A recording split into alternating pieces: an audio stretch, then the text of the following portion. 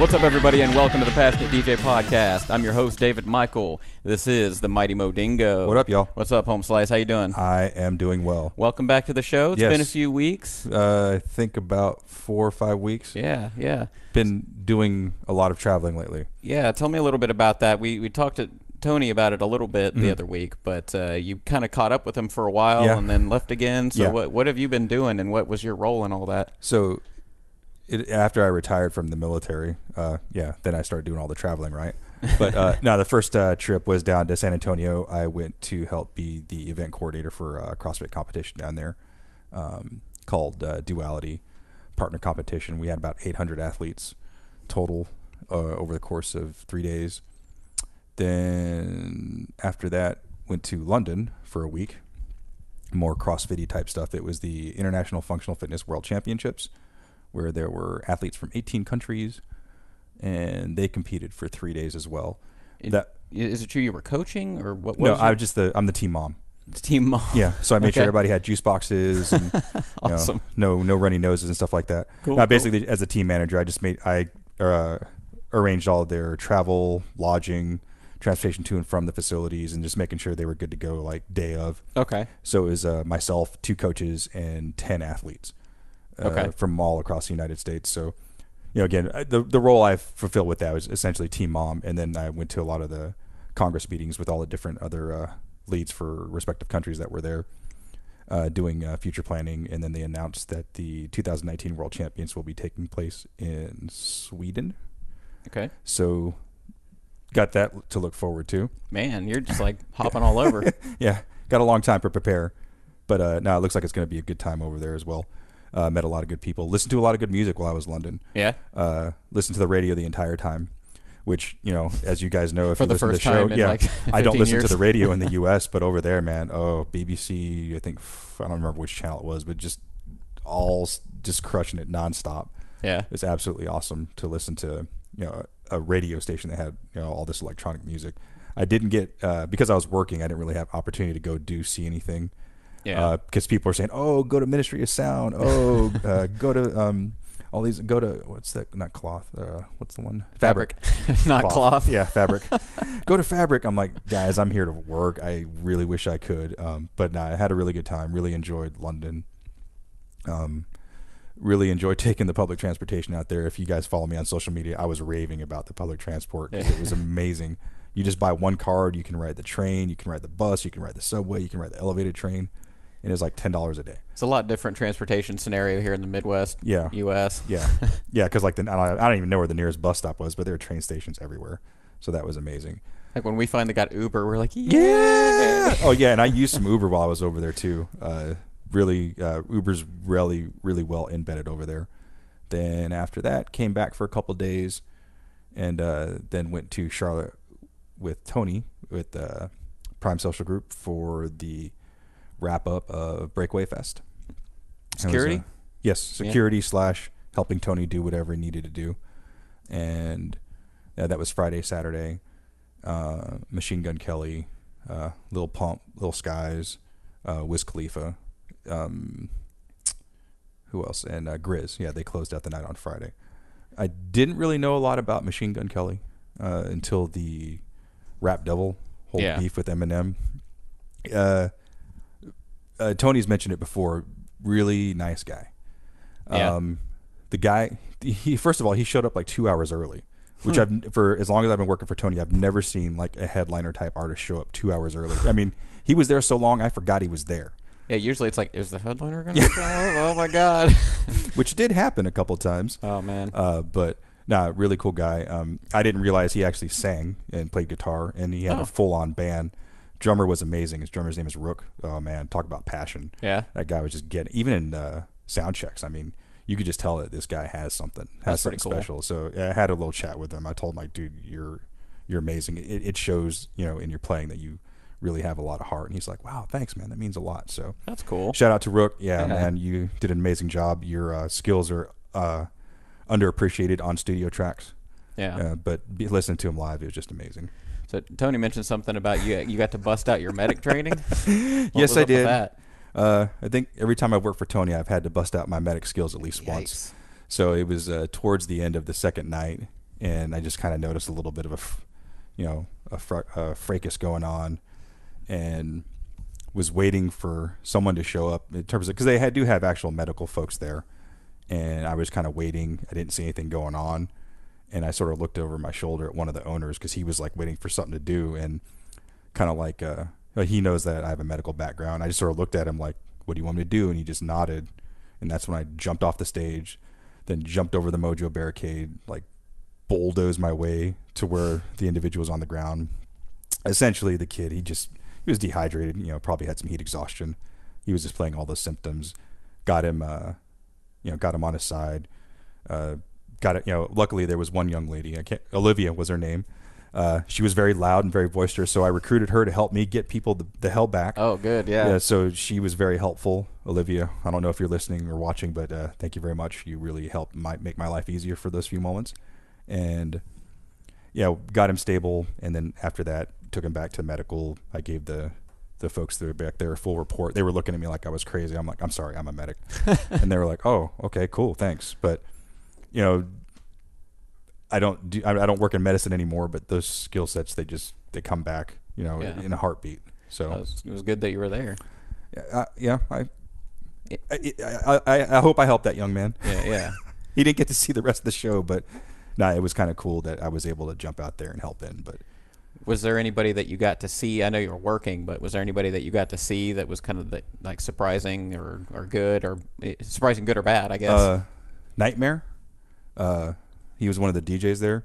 Dude brings the heat, man. Intensity. Yeah. Like, he was just going at it for the entire time, dancing and just getting it, jumping on the tables and everything, getting the crowd involved. Really good. It was a kind of a local-ish group from South Carolina called the Hartley Boys, R&B/hip-hop kind of band. Like they were like 6 guys in there. Talk about crowd engagement. Oh, yeah. Those guys had that crowd going. They had a really compressed set, but I tell you what, man, they were playing. They had that entire group of kids out there just jumping and singing and waving their hands in the air like they didn't care.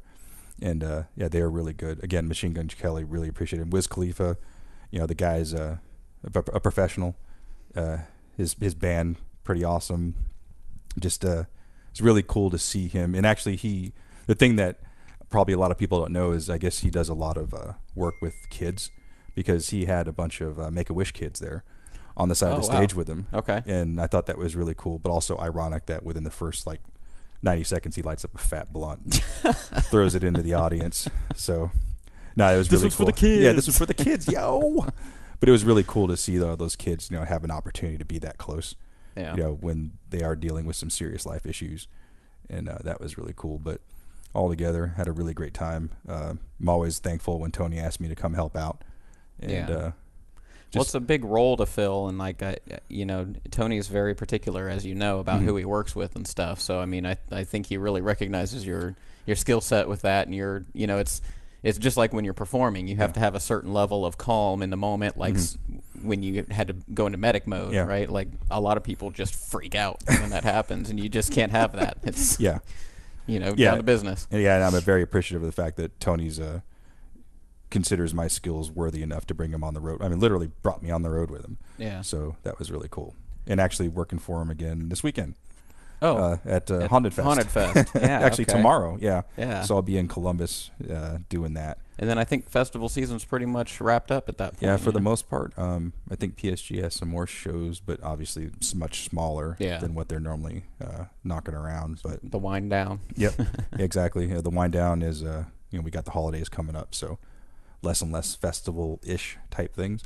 Yeah. I think they have some couple things lined up overseas, Wow. Because I do that. They know they do the one in Mexico, and they do the one over somewhere in Europe, the Abroad Fest. They still do Puerto Vallarta? Yeah, that's what I was talking about. Yeah, down in Mexico. I think they're still rocking that as well. So cool.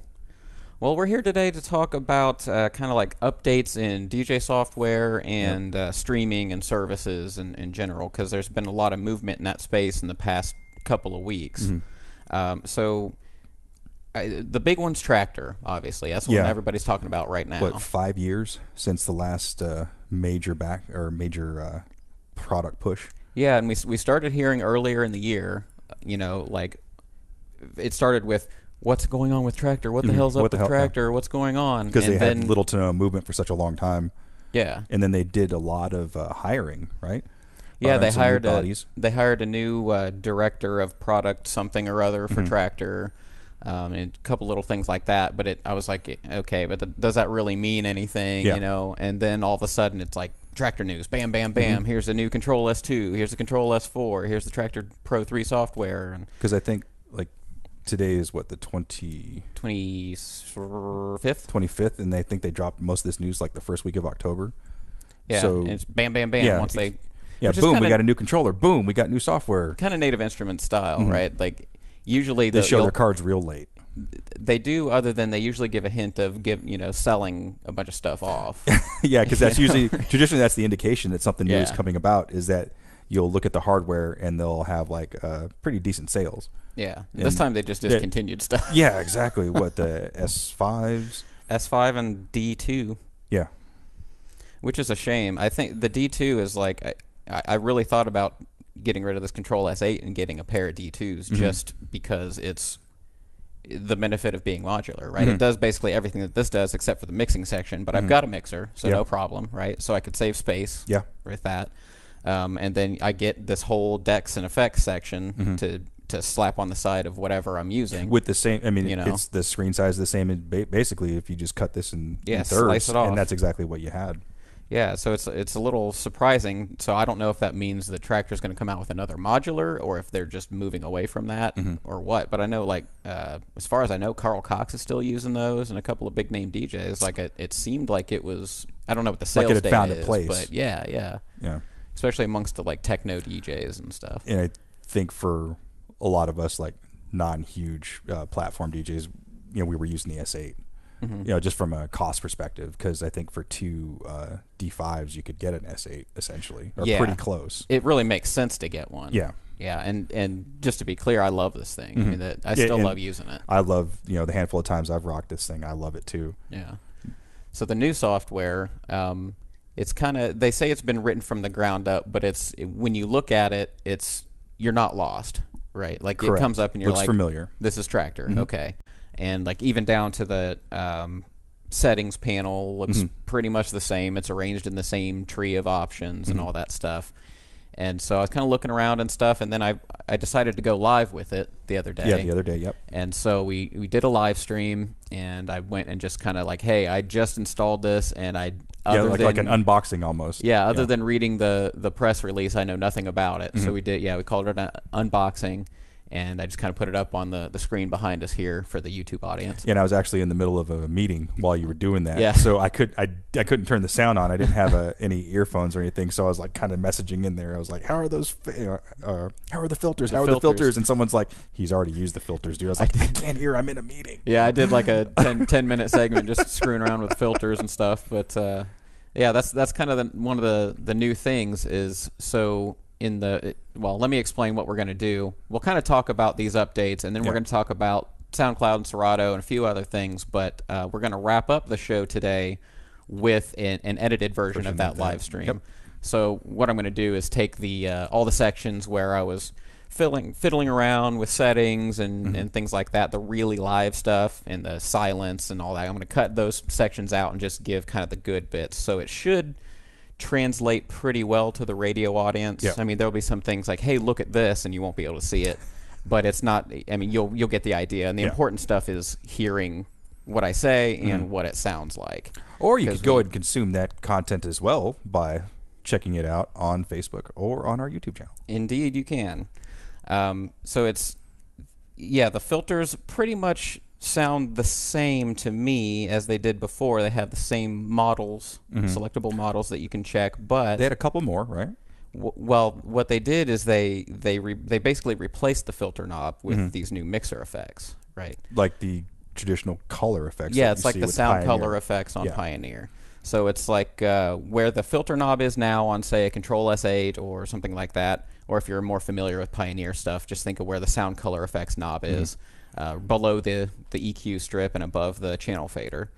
there's a knob there, and it's a filter. But in this one, you can now change it to like dual delay. Yeah, which sounded pretty cool. Yeah, and I can't remember what the others are off the top of my head. But well, the one that I think a lot of us will appreciate is now they have that noise that's which we were not. It was not available to us on the Traktor platform without doing like a multiple combination of different filter effects. So it's nice to have that one-stop shop for that. I don't know if you caught that part, but I did test that, and what I wanted to know was, does it sound really harsh and does it come in really hard as soon as you hit it? Because a Pioneer mixer does. Like as soon as you turn on noise and you twist it like to 1 o'clock, it's like like immediately.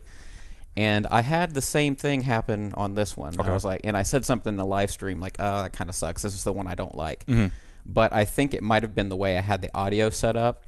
I need to go back and test that again because that might have just been my bad. The way I had this set up, I was basically using the gains as volume for the stream. So I had like the gain way down while I was talking into the controller, and it was turned up. So I think that might have affected the sound. So I might more to come on that. Yeah, I might correct myself on that. So if you see or hear that in the stream later, that's what that's about. But at least we have it now. But yes, we have it in a much simpler fashion than before. And I suspect that it's more subtle than I think it is because all the other ones were pretty subtle in comparison to a Pioneer mixer, which is what I look for. It's not what everybody looks for. Yeah. I like stuff that's quiet and gentle, and most people don't. I'm probably the exception. So basically, it's just one knob effects. That's how it works. So if you turn it to the right, then it does one thing. 0 is unaffected, 12 o'clock position. And then you turn it to the left, and then it does some other variant of that. That variant of that effect. So those are cool. What else was new? Oh, new time stretching algorithm. Yes. Which sounds we great. Didn't have before at all. Well, with the Traktor it had time stretching, but it wasn't so good as this. Okay. When I say time stretching, I mean like the key lock. When you move the tempo to extremes, so like take it down to like 40% pitch or something like that, and you have key lock on. Before, it would keep it in pitch, but it would give it that. It would kind of like stressed sound. Yeah, you can hear the space in between the sound as it gets slow. Slower. And this sounds much better than it did before. It's more Ableton-y, and it's time stretching. It's like it actually sounds like the song played slower. Okay, so yeah, if you're not familiar with what the key lock does, so if you're ever familiar with chipmunking, so like if you take a song and you pitch it up, you start sounding like Alvin and the Chipmunks. So when you use that key lock, it averts that from happening. Yeah, it maintains the key, but increases the BPM. Yeah, absolutely, and it does a great job. I think I had to bring it past 50% pitch before it actually changed the key, and it finally gave up, and it's like, nah, I can't do anything with this. But 50% is pretty significant. Yeah, it still played slowly, but it stays in key until 52 or 3% or what I can't remember what it was, but then it went went out, and you'll hear that in the live stream later. Man, what else besides those two things? Those were the main things. Other than that, they redesigned the UI. It's kind of got like a flat design aesthetic now, like Windows 10, that kind of, I don't want to say tiles, but it's not shadowy, it's not bevelly, it's very clean and simple, and supposed to be easy on the eyes and all that kind of stuff. The thing I want to find out is if they fix that issue that I always had with the remix sets. If you guys have listened before, I've always complained about that, just difficulty saving it. I was wondering about that too. I thought about you when I was in the middle of the stream, but I wasn't sure. I couldn't exactly remember how to duplicate the issue. Yeah. And so I know how. Yeah. I should have had you there to do it. Yeah, my problem was being able to fill up my entire remix set, save it, and then I would come back and there would be like anywhere from 10 to 20 missing. I would have to reaccomplish it every time. So I do football games for my boys. And for an entire football season, I couldn't restart Traktor because I didn't want to lose all those remix sets. So kind of a pain, but yeah. One thing I didn't test in the live stream, so they mention on nativeinstruments.com, it says hop, skip, and land on beat. It's not just effects that can power up your performance. Hold in the new reverse button to play a deck backwards. I wasn't sure where a reverse button was on a Control S8. I don't know if they've mapped anything to that or not. Didn't exist before now. Yeah. So in the middle of the live stream, I wasn't sure what to do, so I didn't test that. but it works with flux mode. So you can go into reverse and then let go, and then it'll snap back to on beat to where it was, which probably a lot of like scratch DJs and turntablists will appreciate if they like flipping it back into reverse or something. Let's see. Create shifted percussion parts or hidden message vocals and team it up with effects for sounds from another dimension. Wow. And then the other main thing is now Traktor Scratch is defunct, and DVS timecode support is built into the main Traktor Pro suite, which is awesome. Yeah, it was kind of a pain for those of you that would go back and forth between Traktor Pro and Traktor Scratch. You would have to have both sets of software on your computer. No, you didn't have to do that. Oh, you didn't? No, you could use main Traktor Scratch, but you did have to buy a separate license for it. Well, okay. So you didn't have to have it installed. Well, you had to pay for it twice, essentially. Right, yeah. right. And now you don't have to do that. Now it's just all there, which I think is a smart move on their part, because that kind of gives them a leg up, I think, because like say Rekordbox DVS, you have to buy an upgrade to do that. But also I think from a programming standpoint, now it's just one bit of software you have to upgrade versus two one code completely different products. Yeah. Yep, absolutely. So those are kind of the main things, but we're gonna wrap up the show, like I said, with that live or an edited version of that live stream, so you guys can get kind of an idea of what it sounds like. And basically, like I said, it's just me throwing myself under the bus, hitting record, and seeing what comes out. Yeah, and then having people tell you, "Hey, Dave, do this. Yeah, Dave, try do this, that. try that," which is pretty cool. So if you want to make sure that you don't miss future live streams, make sure you follow us on Facebook. There are two places to do that. You can follow us at facebook.com/passionate-dj, and then while you're there, join our Facebook community group, where it's a little more tight-knit and conversational and DJs helping DJs kind of thing.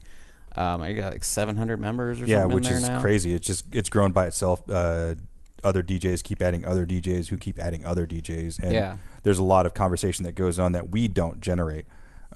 Yes. Fellow DJs within the community will start asking questions and everybody will start firing back. So that's kind of nice that everybody in that group is taking ownership of it. And, there's nothing mean or hateful in there. Everybody's just in there trying to help each other out. So the other thing I want to talk about besides Traktor is, we can start with Traktor because it's getting SoundCloud integration. Yes, it is. As well. Yes. Which is pretty interesting because I think you and I were just complaining probably the last time we were on the mic together about a lack of streaming support. Yeah, I mean, and obviously with iTunes making that announcement several months ago saying that at some point they're going to stop the downloading or the ability to download MP3s from iTunes. So for me, with the way I DJ, that was kind of a concerning issue. Uh-oh. Yeah, because I do corporate stuff and I'm in the wedding space, and not all times do I have Wi-Fi or cellular access. Yeah. So for me, that was kind of a moment. But some of these other software brands like Algorithm with DJ, they have that Spotify integration, which is super nice. Very handy. And I wish Traktor would kind of do that too. Yeah.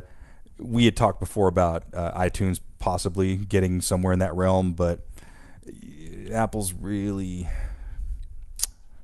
picky and protective about how they do things. Everything. But the code, I think is the big thing. Them not wanting people outside of the family getting a hold of that stuff. But with Traktor teaming up with SoundCloud, it's helpful. Maybe not so much from the corporate standpoint, but I could see from like the club DJ, because a lot of those remixes that are out there that individual artists have made, that sometimes you can't always download or purchase. Right. So that kind of opens up, the gates on that, provided I guess they would have to allow that to occur as well. Those individual artists. Right. So. And it's not just Traktor, by the way. This is coming to Virtual DJ and Serato as well. And, yes. Serato's even getting Tidal integration. So if you're familiar with Tidal, I think that was Jay-Z's thing. Yeah, his Jay-Z's iTunes, which I think he only releases, and Beyonce for that. Well, anybody in their stable, there's certain tracks that you can only get. Yeah, they're exclusives through them. Yeah. And they have I think they have like a super hi-fi version of their streaming software, but it's service, but I think it's like $20 a month or something. It's real expensive. But it's it's pretty interesting to see because, you know, it was just a few episodes ago that I was saying it's really dumb that I'm still buying music only to DJ with. You know what I mean? Like, it's the only time I do it, and it's starting to feel archaic. And a lot of DJs disagree with me on this. They're pushing back on it. But I'm just, as far as my personal workflow, it's like, it's weird to buy music at this point. And you and I kind of were doing a pseudo tag set that one day using DJ. Using the reloop controllers. Using the reloop controllers. And I think that kind of helped me get over my anxiety of using streaming services because I had never really done it before then. You guys have heard me talk, again, I do DJ or wedding stuff, and there was one wedding where I intentionally decided I was going to use Spotify. And that, again, helped me with a little bit less anxiety, but I think I have a wedding coming up in December, and I'm probably going to try and completely commit at least 50% to doing it with Spotify integration. So as much as I originally was resistant to the thought of no longer being able to download music, I think it's where DJing is going. Yeah. I believe there will still be outlets out there like your Beatport and Juno and all that stuff to be able to actually download music, because it's what we do as DJs. We have stuff, whether it was records back in the day, or CDs. There's a collector element to it. Yeah, there's that. Even though the MP3 isn't a physical, tangible item, there's still that ownership aspect to it, and I'm sure it'll still be available. Because I say it's weird to buy music, but then like right behind me is like this whole mess of records. Mess of records. But yeah, I think streaming will probably be more prevalent. I hope that there will always be an opportunity to buy, because I still buy records. I still buy CDs sometimes whenever I find a gem, like when I'm at a thrift store or something like that. So, and I think I'll still continue to buy MP3s, just if for no other reason, just to have them, to take advantage of those Beatport sales. Well, and that kind of brings up the question: what happens with like Beatport, right? Because they exist to provide these digital files to DJs primarily, and I think maybe they're seeing what's coming. Yeah. So in order to still maintain relevancy, they've taken some steps. Yeah. So ADE just happened like last week or whatever, and so they announced that they are starting Beatport Cloud. So I guess that's not shocking, right? Like that they kind of have to do something like this. Didn't they buy Pulse Locker? I believe so. Yeah. So yeah, when Pulse Locker went defunct and they purchased that kind of made me think that, and Tripp even mentioned it too, that at some point they're probably going to go into the streaming realm.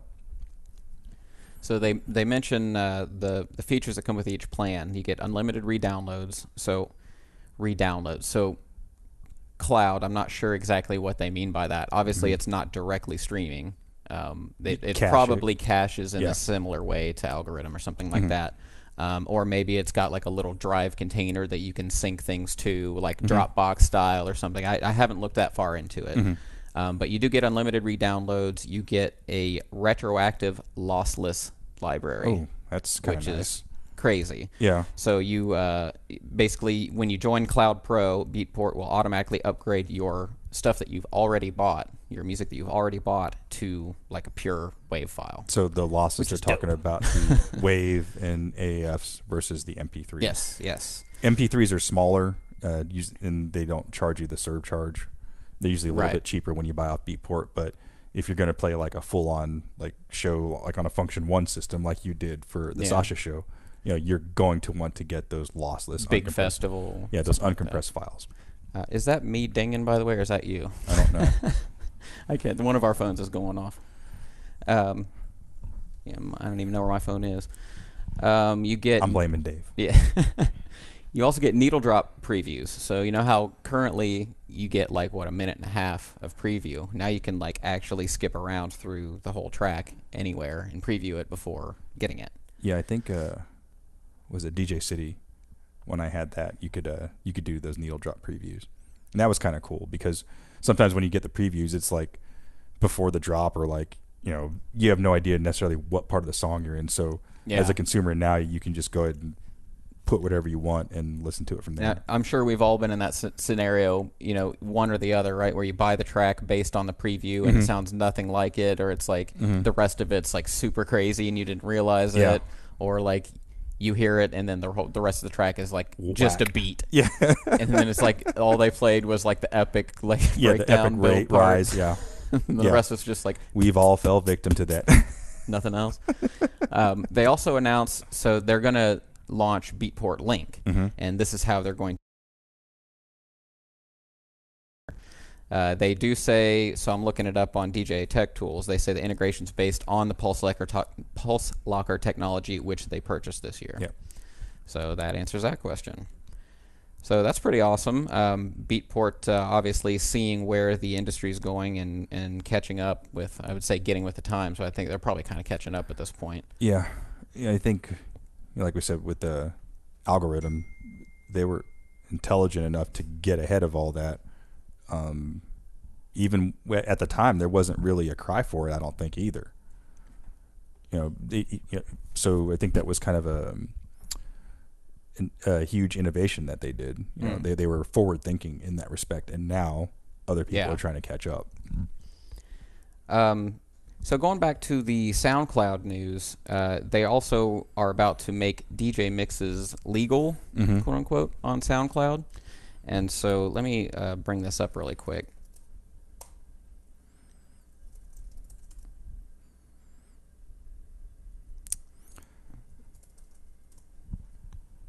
Dead silence.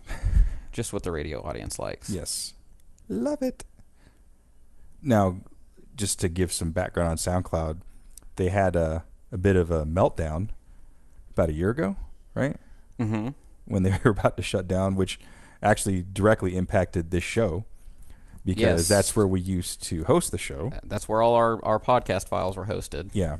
And I think it was like on a Monday or Tuesday that the announcement came out, and our Slack channels were just like inundated with messages back and forth, like, hey, what are we going to do? Where's this? Do we have this backed up? Is it going to get streamed this week? And then all this. So yeah, it was kind of scary for us from the consumer standpoint, and also from the utilization aspect. And so they laid off a bunch of people, and I think they did some restructuring, and it looks like in the process of all that, they're going to survive, hopefully.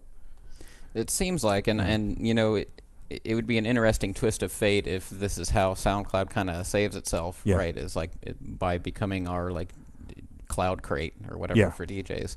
The one thing that concerns me about it is like, okay, how's the sound quality going to be for that? Because SoundCloud adds its own compression onto what is usually already a compressed file and stuff, and so that could be a concern. But I'd like to think they've thought of that, right? So maybe they'll provide high quality streaming for that. But they've teamed up with a group or a company called Dubset, and they're a company that helps clear samples for new productions and stuff like that. So they analyze content and they identify the use of the original recordings, and then they use that technology to help like pay royalties and stuff. And so they're adding this technology into SoundCloud to help with DJ mixes and make those legal and do proper attribution and all that kind of stuff, which is pretty great. And let me get back to my notes here.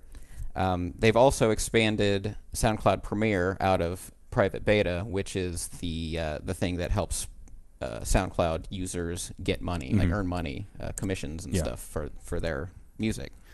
So they're not slouching. They're really trying to. They're trying to, I won't say bring it back from the ashes, but they're bringing it back from a flex, maybe. A low resting heart rate. Yes.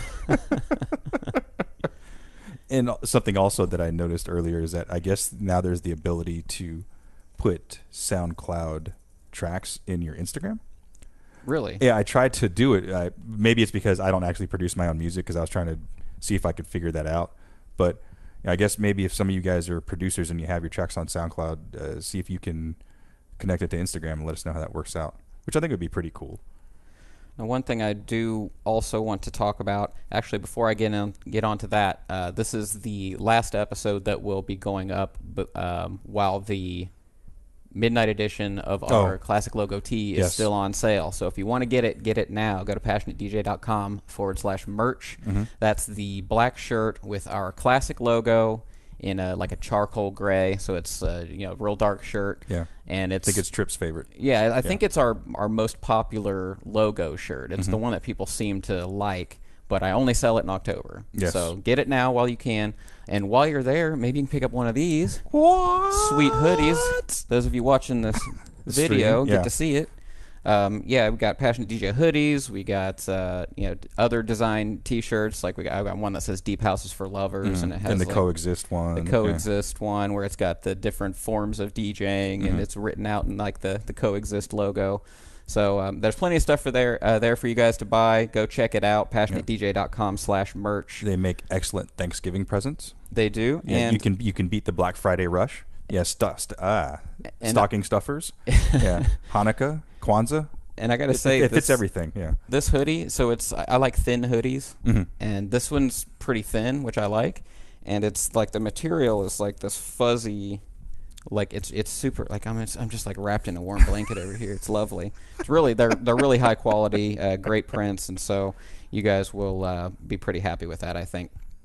One thing I wanted to talk about, we're going to get onto that live stream recording soon, but I do want to talk about Mojave, which is the latest OS. Yes, for those of you that are Mac users. Yeah, so the PC latest users, Mac OS. Yeah, just go ahead and point and laugh at us. It's okay.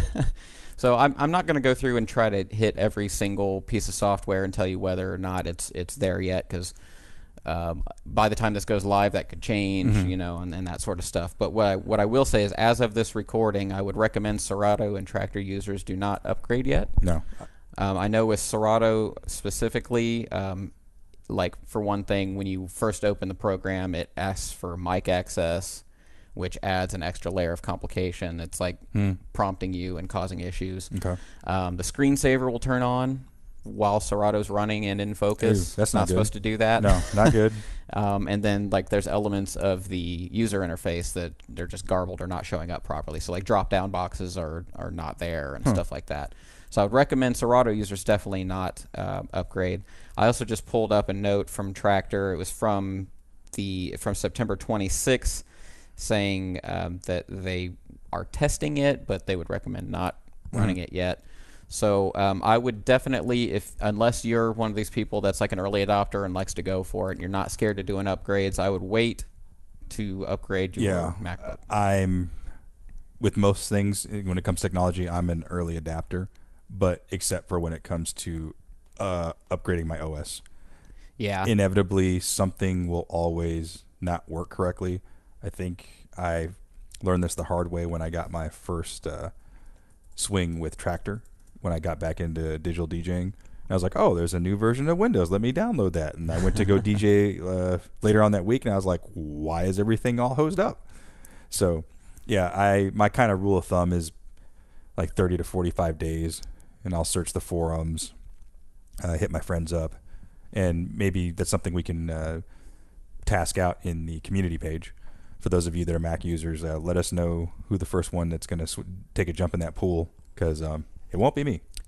So, usually, like I'm actually kind of not afraid of doing that stuff. Like I grew up as an IT guy. Like I was just born into being a computer geek. So like I don't mind throwing myself under the bus with that stuff. But what scares me more to do it now is I rely on it to do like video editing for the show and DJing and you know what I mean. So it's like there's so many moving parts that I'm like, okay, I'm gonna wait till I'm like ahead a few episodes and like I don't have any gigs coming up and just in case some shit goes down. But the nice thing about using the Mac is obviously Time Machine. If you maintain a Time Machine backup, you can usually hit that oh shit button. If which I've had to do.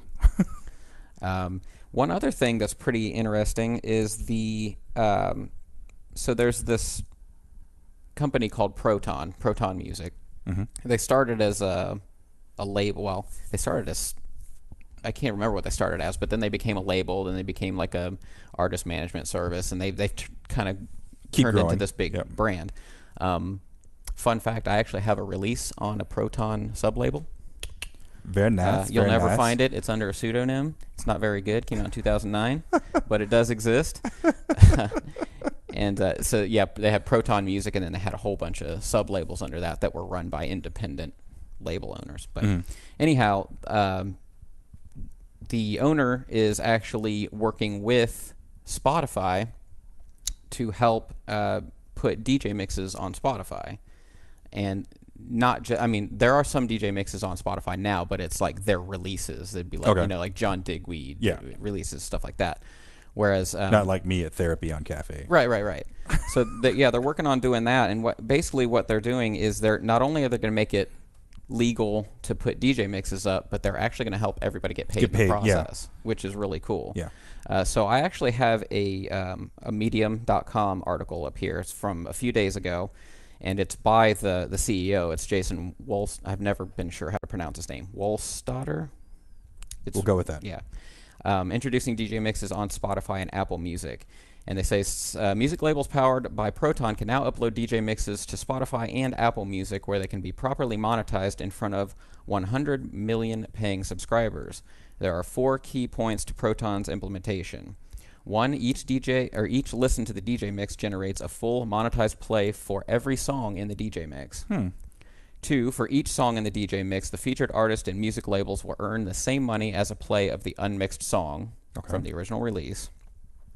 3, for the first time, DJs also get paid, which is pretty interesting. So their earnings will come from Proton's share as a distributor without lowering the label or artist share. Interesting. Yeah, so they basically, since Spotify doesn't really provide an ability to do that, Proton's like, okay, we'll handle that, and we'll be like a escrow or an intermediary to pass the funds along. And then 4, listeners get an enhanced track list experience, so they can see exactly what song and artist they're listening to, helping the artist played by a DJ get the recognition they deserve. I imagine that's kind of inspired by like Mixcloud, the way that it pops up the track list that's playing in the mix. That's something I've always liked about Mixcloud is that I can see, provided whoever uploaded it took the time to do that, which isn't very difficult. It does some detection too, so it'll pick up a lot of them. But I mean, some mixes that I've listened to, not everybody does that, but I actually do it with intention because I know I enjoy when I'm able to go jack a track from somebody from a mix that I've listened to. Yeah, I've done that to Tom Reed. I've actually told him I've done it. So, you have any newish mixes up no, on Mixcloud or anywhere? Been too damn busy. Yeah. Last one I have is maybe like 3 or 4 months old, but that was the one where I said I felt pretty good about it because that was unlike you, I prep. Yeah. But something happened and John needed someone to come and play, and I was like, oh, well, I downloaded some new tracks. Let me just do this. Hey. And then it just, I was like really, I felt good that night. That was the night it was just me and one dude. And I just kept feeding him, and he was loving it. And Awesome. I just kept going. And I think, because I didn't have any pressure on myself and there was not a huge crowd, it just came out nice that night. So. Yeah, so that's great, man. I think this is pretty cool that Jason here from Proton is taking the initiative to like, hey, there's a problem with this market segment. Let's work on this because that's been a thing for a long time. How do DJs get paid? Let alone how do DJs put the stuff online without getting it taken down? But I think one thing he's doing here is it sounds like he's not worried about paying himself, which usually is the case when it comes to something like that. I'm not going to take this out of my pocket. At least not unreasonably. I mean, split to the label, split to the artist, and all that kind of stuff. But it's like, it from what I read, it doesn't sound greedy. No, not at all. Well, I mean, it sounds quite generous because he doesn't have any reason to give people money. Yeah. As a DJ, when I do the club stuff, I'm playing other people's music. I'm not playing my own music. I don't produce music.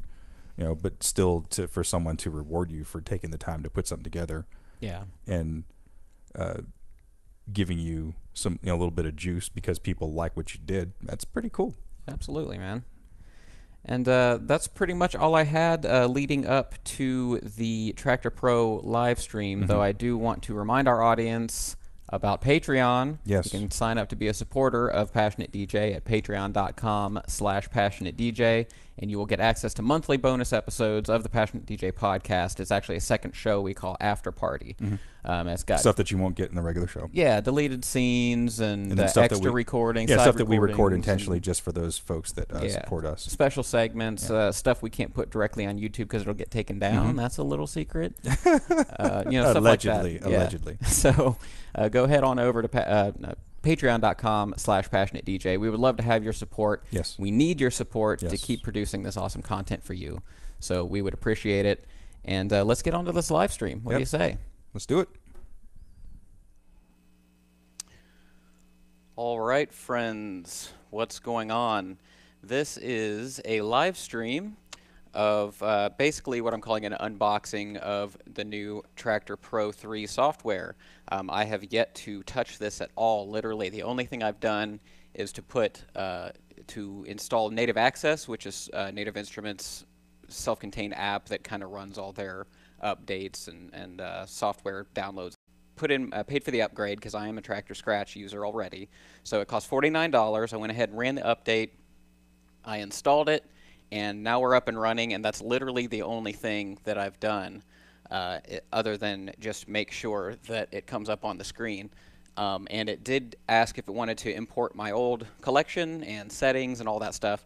So I went ahead and said yes, and then went through and zip, just real quick, kind of imported all my music and all that stuff. But I haven't even listened to it yet. We're going to find out what's going on with this new Traktor software. If there is anything that you guys want me to test, just let me know, post it up in the comments, and then give me a moment to actually see it.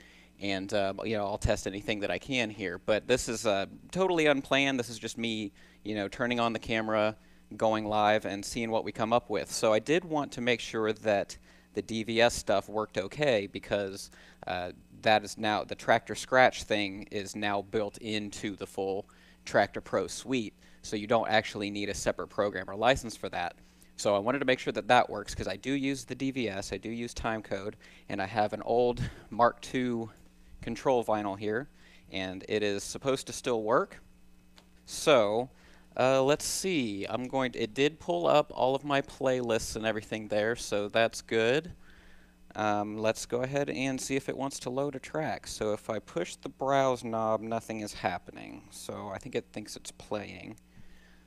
So if I twist it, it works, but I don't see the browse on my screen, which is interesting. That should show me a list there. So maybe I need to do a firmware update or something like that. But let's see if we can actually load a track. We'll try this one. It does come up, but there's nothing on my screen. How interesting. Let's see if it actually plays. No? Okay. Let's see, are we in timecode mode? Alright, so we're already in trouble. So let's see if we can fix this, or else this will be the shortest live stream in Passionate DJ history. Audio, so it detects the Control S8. Timecode setup, so it does see my timecode. It's picking that up, but it's just not coming through the program. So being the nerdy IT guy I am, I'm going to do what they always tell you to do and just turn it off and turn it back on again before we get too crazy. Test. Okay, hopefully you guys can hear me. I'm routing my mic audio through the Traktor software, so you lost me for a second there. Okay, now we've got stuff on the screen, so it just must have been feeling silly there. No big deal. We'll give it another try here. Do we have signal? Yes, we do. Don't hear it.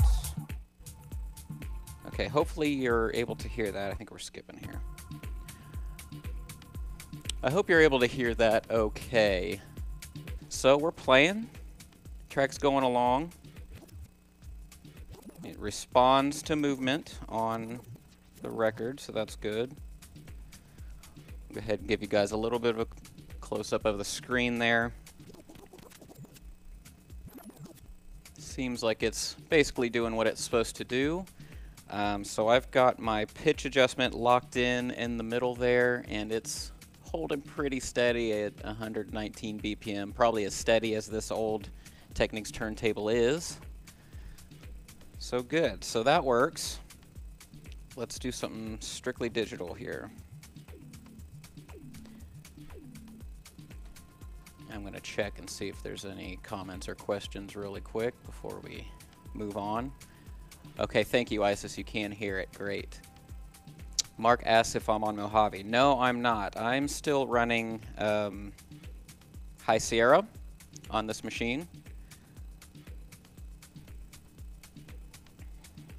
We're just not trying to show off or anything, so I'm going to go ahead and hit that old blasted sync button.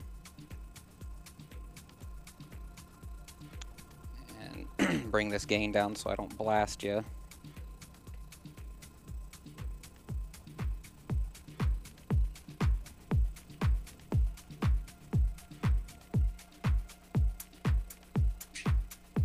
Alright.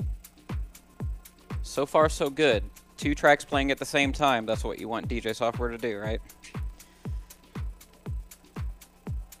I'm going to let this get into the track a little bit, and then I'm going to see if what the filters sound like. I don't know if we've done anything new with the if Native Instruments has done anything new with the filters. Let's see what's on the What's New page from Traktor. So they say a new kind of sound. One second. A new kind of sound. From small systems to big festival rigs, we've made changes that will help you sound great. So let's see. They mention new Elastic 3 time stretching. That would be a good thing to test. So what we could do then is turn on... I love this track. We could turn on, what do you call it? Key lock. And then we could like take the tempo to one extreme or the other and see if it sounds crazy. Let's try that. Let's see. So key lock's already on. Give you a zoom here. Key lock is already on, and I'm just going to go over here and drag the tempo down. Hold on 1 second. Just trying to sync. Okay.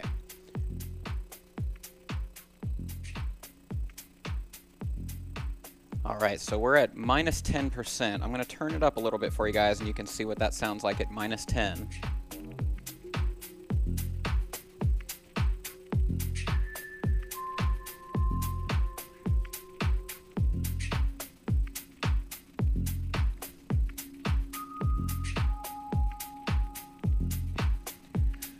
It really does sound pretty good. Should we take it to further extremes? What do you guys think? This will probably let me go wide and do like a 100%. Let's see. I haven't even looked at the options panel yet. Oh, it's over here. Let's see.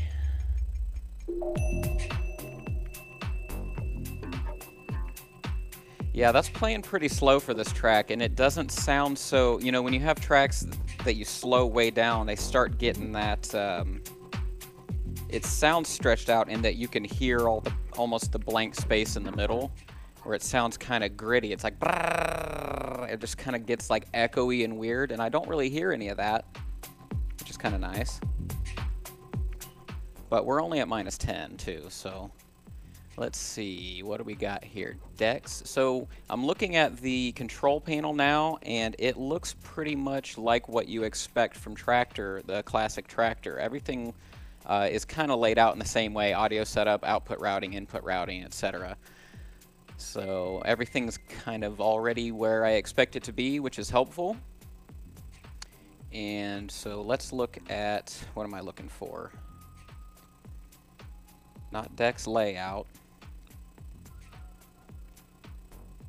Track decks. Track BPM, blah, blah, blah. Transport current tempo range. Set tempo range to 100%. Okay, there we go. Let's get silly. Mark says those extremes are what's really going to push it. Yeah, let's give it a whack. So this might jump up in tempo when I grab it here, but okay.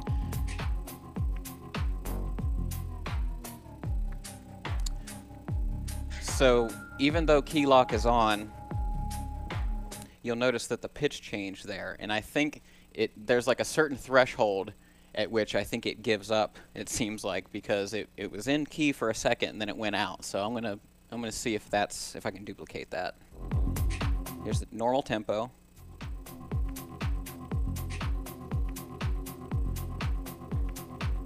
We'll slow it down.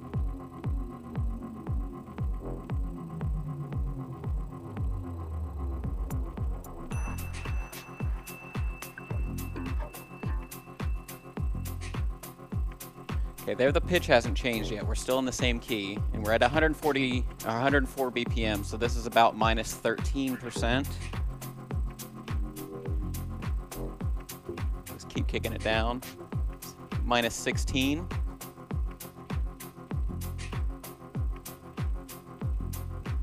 There's minus 23. You're starting to hear the artifacting a little bit. I'll shut up for a second.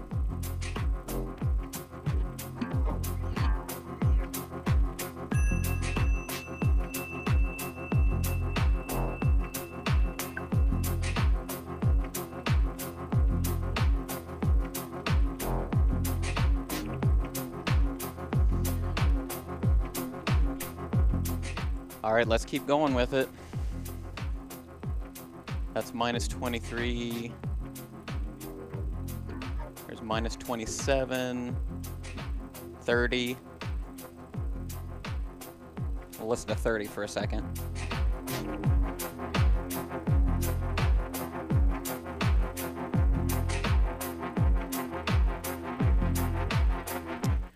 I've got to say it's pretty good. I've heard things pitched down to extremes like 30%, minus 30 before, and it doesn't sound that good. I mean, you can tell that something's happening now if you're really listening, but it doesn't sound like garbage like you would expect. They've actually done a really good job at this. Like, this still sounds like a kick and a snare, right?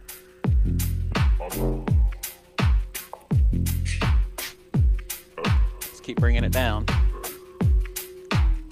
Oh, okay, so now our pitch changed, see? So let's figure out where that happens.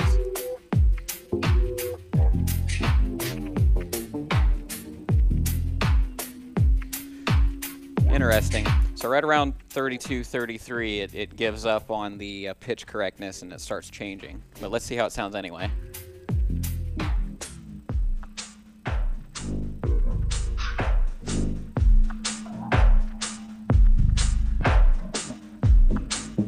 What do you want? We're playing about literally half speed there, so I'd say that's pretty good. That's definitely improved. I've always thought Traktor's key lock was pretty good. It's time stretching, but this is definitely improved. I can tell the difference. Let's see, what else do we want to look at? Let's check the what's new. There's new mixer effects. We could look into that. Let's see, choose from 8 new mixer effects and 3 filters and assign them to a dedicated slot. So I'm using the Control S8, and I'm not sure exactly stock how you install. Like I said, I did absolutely no research. I kind of did that on purpose. Like, I like discovering this stuff at the same time as you guys do. So let's see. How do we get the... I guess if I don't know how to get the S8 to do it, I can just do it in the software. So they show... Where do they show it? That's probably these right here. I'll zoom in for you. So we've got... under the traditional gain knobs up here, we now have what says filter, but if you notice, there's a drop-down. I don't know if you can see it in the camera, but there's a drop-down box. So if I select that, you have filter, reverb, dual delay, noise, and time gator. And I think that what this is meant to do is kind of be the same thing as, I don't have it over here, but on the Pioneer mixer, you have the sound color effects, where it's kind of like one knob effects. I'm assuming it's replacing this filter knob. Yeah, okay, so if I wiggle the filter knob, it changes that. So it's basically replacing the dedicated filter knob on the Control S8 with the sound color effects like you would find on a Pioneer mixer. It would be like a single turn kind of thing. Let's pull up another track real quick just for some variety.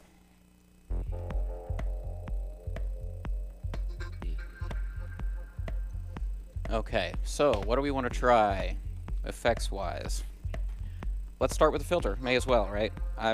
Because that's what I'm going to use the most as a DJ. I've talked about this on the podcast and stuff quite a bit before.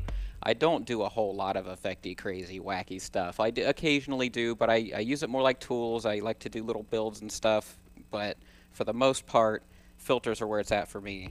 So let's see, and I don't know if it's kept my original settings because historically Traktor has different EQ and filter models for, so it can say emulate the zone filters, which is my favorite because they're nice and quiet and subtle. So I'm assuming if it still has that, it's pulled my settings in. Let's skip to a more busy part of the song here. There, we can hear what the filters sound like here. So what I'm going to do is turn the filter on, and then I'm going to do a really slow high pass sweep and low pass sweep, and then I'll do a fast one first and then a slow one. So here's a quick one.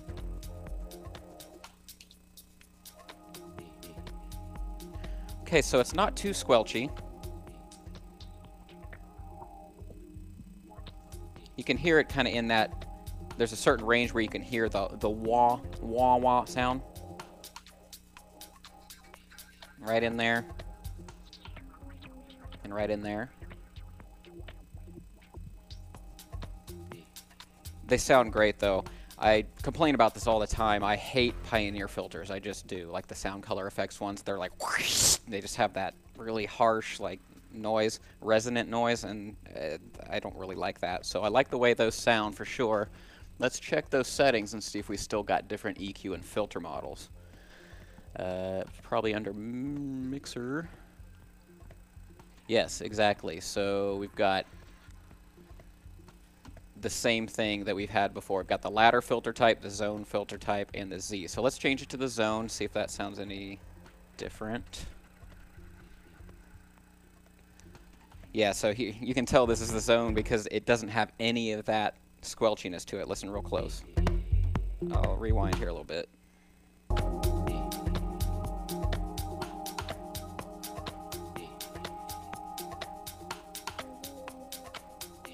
Listen how it just disappears. Just beautiful.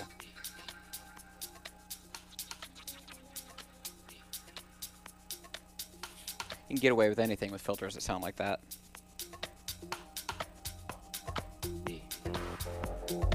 We'll go ahead and do a low pass here too.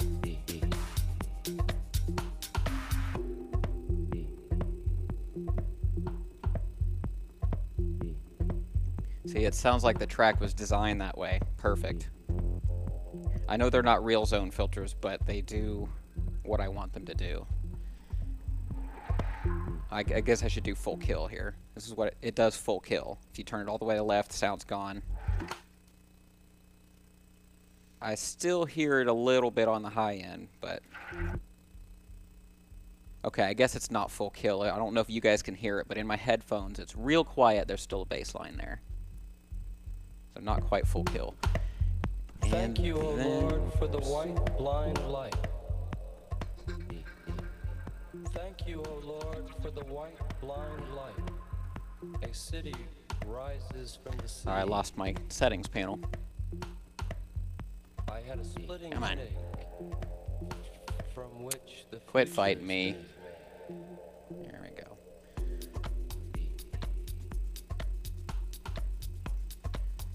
Okay, so let's try the Z filter type.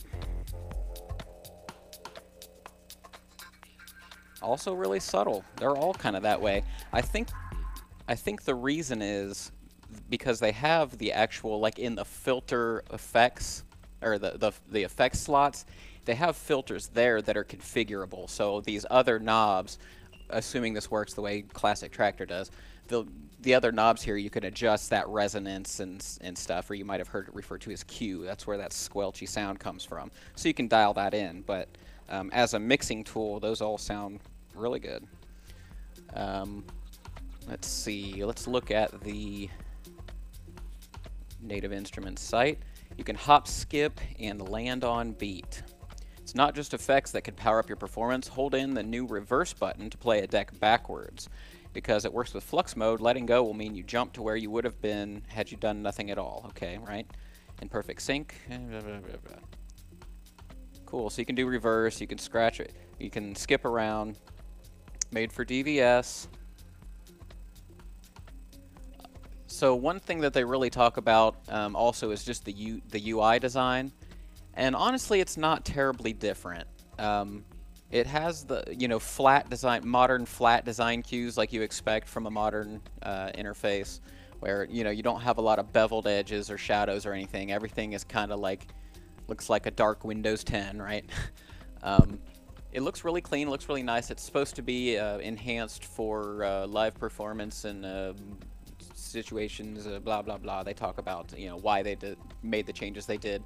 These are not the standard colors that you would see on the waveform. I've changed those, so let's go ahead and change them, because I know some of you will probably want to see what it looks like with full color waveforms, because you can better see some of the transients and the loud parts in here.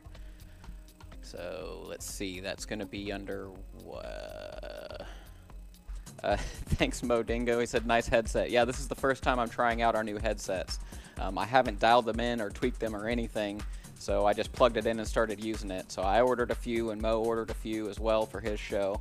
So yeah, this is kind of a double unboxing test for me.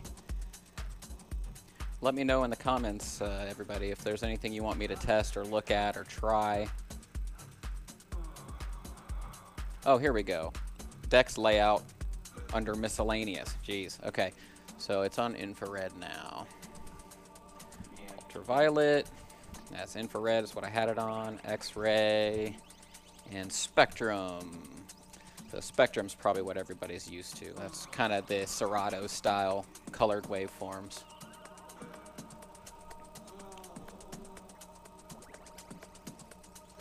So you'll notice the high parts, are different color than the parts with the heavy transients and kicks here.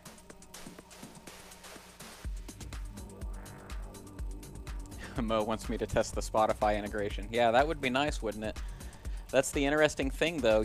I've been talking a little bit on the show about wondering what's going on with streaming music and DJing, because I know a lot of people are playing with it, and Algorithm has kind of been leading the charge on that with their Spotify integration. But other places have tested other things like Pulse Locker and cloudy solutions like that. And Traktor didn't really have one yet, but they just announced that they're going to be doing SoundCloud. And a couple of places are doing, all the big software packages are doing SoundCloud integration, except for Rekordbox so far. And Serato's even doing Tidal now, which was interesting. It's a whole different place to look for music. So there's oops, I forgot to turn my heater off. Sorry about the noise, guys.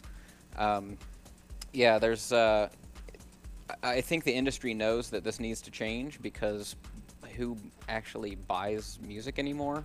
Probably just DJs, just because we kind of have to do what we like to do, So it's kind of interesting to see all of a sudden everybody's doing SoundCloud integration and Tidal and Spotify, and we've seen a few of these, and I was just commenting to Mo earlier in a text message. It'd be interesting if SoundCloud manages to finally come into its own and save itself by becoming everybody's kind of cloud record crate.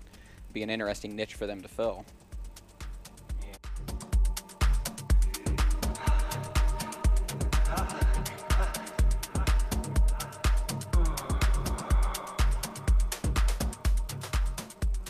Charles says, to be honest, I'll be opting my entire library out of streaming, meaning you're just not going to use it? What do you mean by that? I get it. To me, it's going to depend on how good the actual integration is. I mean, if I can play with confidence, if I can play offline mode, if it doesn't ever have to call home in the middle of a gig at any point, or download anything or stream anything on the fly, then I think I'm okay with using it, because then, if you think about it, you're just kind of adding the ability to, I don't know, take requests or pull something up random or whatever, but everything else would still kind of be the same if you would, like right now, I have a Spotify account, Spotify Premium, and I sync a lot of music to my phone or to my iPads or whatever, depending on where I use them, so that they don't have to pull from data all the time. And if you can do that and everything works just as good as it does as a digital file, I'm kind of okay with it, because it's just weird, because it's the only place that I don't actually use streaming is with DJing. But I'd be interested to hear your thoughts on that, Charles. I don't think that's being done with considerate respect to the artist. Understand. I have no retort against that one. So, you know, track going. I'm sure for the end user it's great. I'm not okay with the current way that it works for the artist. Yeah, I hear you, man. It's a tricky thing to navigate.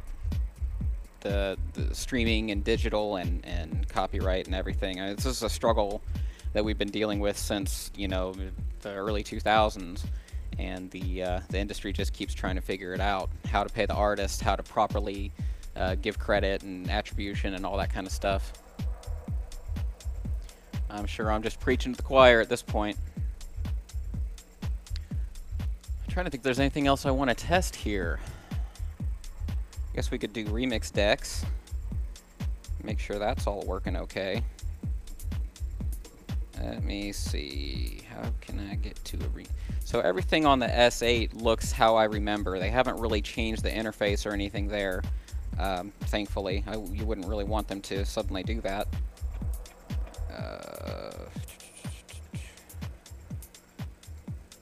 Here's a remix set right here.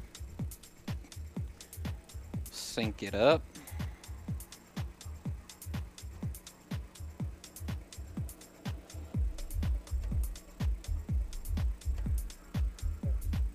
What am I missing here? So I see it playing, but I don't hear it playing. So I've got my faders up on the remix decks. I've got my fader up on the remix decks channel. Oh, but it's, let's see, it doesn't show up on the screen. Oh, it's loaded it up. I loaded it in deck A. Jeez. Well, that's good enough. We can do that too.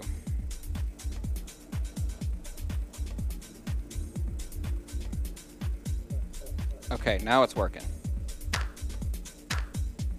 So that clap is a remix deck. All right. Change it up here.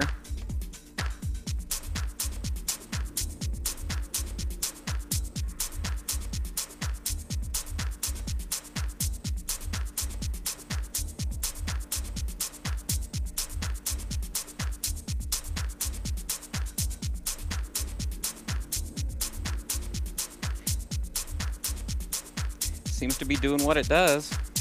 Let's try out some of these other effects. Let's see what else is there on these new mixer effects. So there's a reverb. Let's give that one a whack.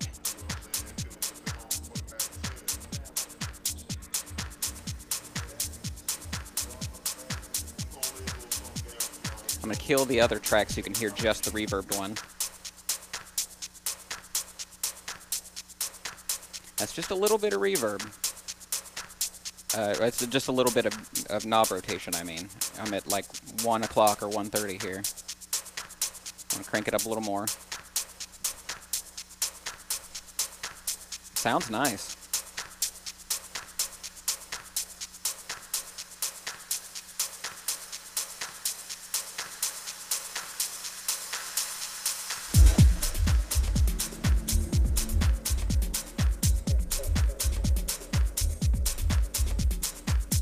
Yeah, sounds really good. What else we got?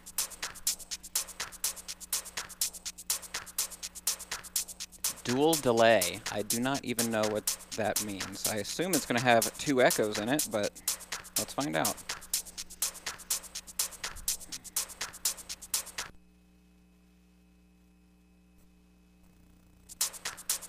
That was interesting. So we dropped audio for a second. Let me know if you guys can still hear me. I think you can. So let's try dual delay again.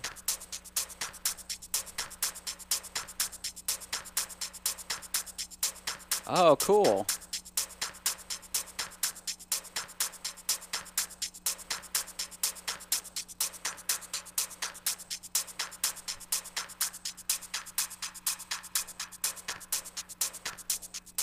That's interesting. I like it because so far they're not super crazy. I like that everything is like, it gives you the option to ease into it, whereas Pioneer just likes to slam shit in. It's just annoying to me. And we've got a noise. That's another one that comes in very suddenly on a Pioneer mixer, so we'll try that. Oh, yeah, it comes in pretty hard. This is as little as I can move the knob.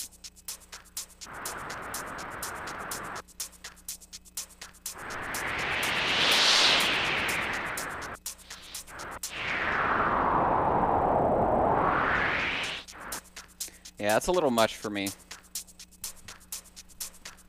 And I think I'm going to test this last effect. And then without really digging in anymore, that's probably good for an unboxing. So let's see. This is the Time Gator.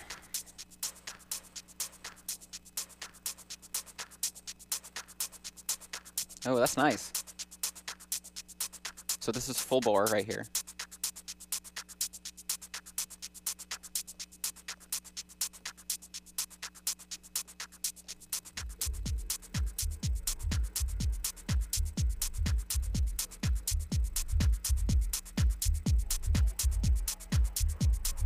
Grab a loop there, and we're just, look, ready-made techno, all set. Now we can be button pushers and knob twisters all we want.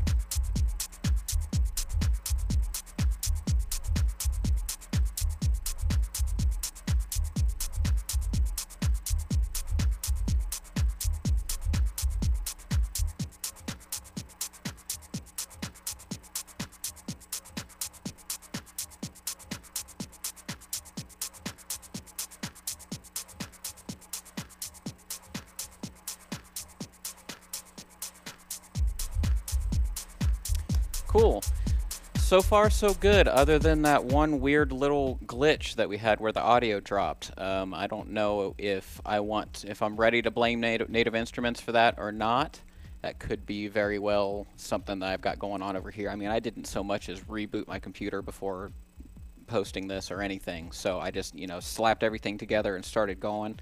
So I'm not going to be too judgmental of that little hiccup quite yet.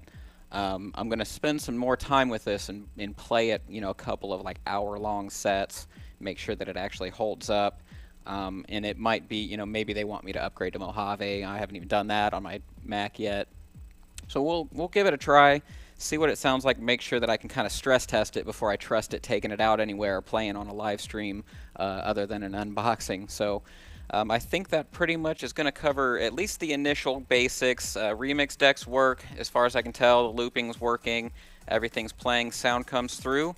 And the new time stretching sounds great. New onboard effects really sound pretty great. I'm pretty happy with that. And hopefully you guys enjoyed.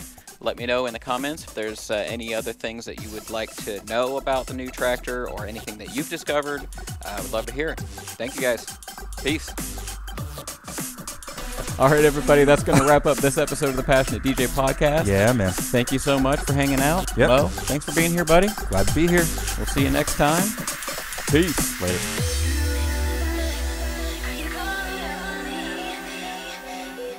You check your cookies? Check your cookies. Control, delete. Check TCP IP settings. Let me just record an outro real quick.